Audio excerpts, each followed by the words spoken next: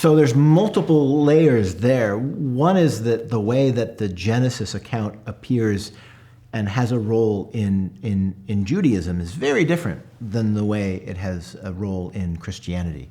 In some ways, I am of the view, and I think I'm not unusual in this, in thinking that we end up ramping up the Garden of Eden as Christians precisely because we have this parallel structure of Christ as the Redeemer. We perceive the gravity and the magnitude of the redemptive act in Christ. And because of that, we then go back and try to track back to some fundamental moment where things must have gone so dramatically wrong as to require this kind of sacrifice for us. And because of that, then, the Edenic story gains a kind of, in a backshadowing sort of way, gains a kind of significance that if you don't have that picture of the dramatic redemption, it might not have.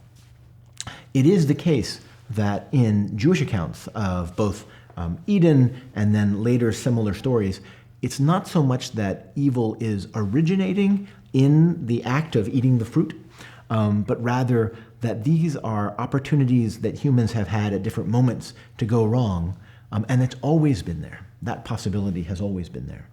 And so it's not, I think, it would make me nervous to say that the Jewish people have imagined, in some sense, and burdened the human race with all evil in that sense.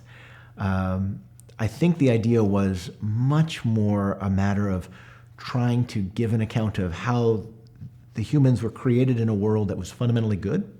And this, I think, what we know about the early context in which these stories are written down, does in fact suggest that the initial people who are telling these stories and affirming them are telling them in a context where the surrounding cultures, especially the Sumerian, Mesopotamian cultures, have a much more gruesome picture of what the world is.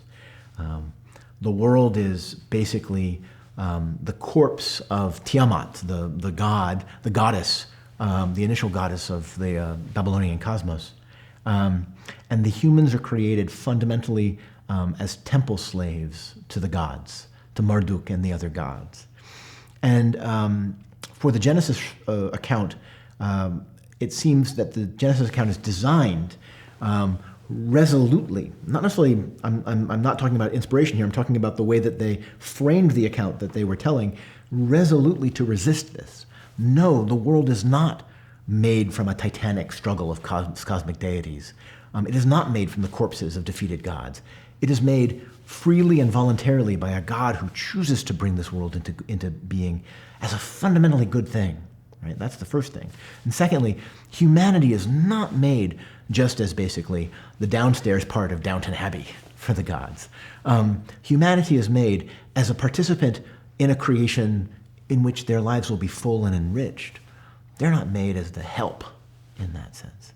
And so the glory of the world and the dignity of mankind are two features of the creation story that the early exilic Babylonian Jews are able to tell and affirm for themselves. And that I don't think that is a story that was initially and purely composed in the exile. I think that story is deep in the tradition of the people who were taken out of ancient Judea and Israel and moved to Babylon.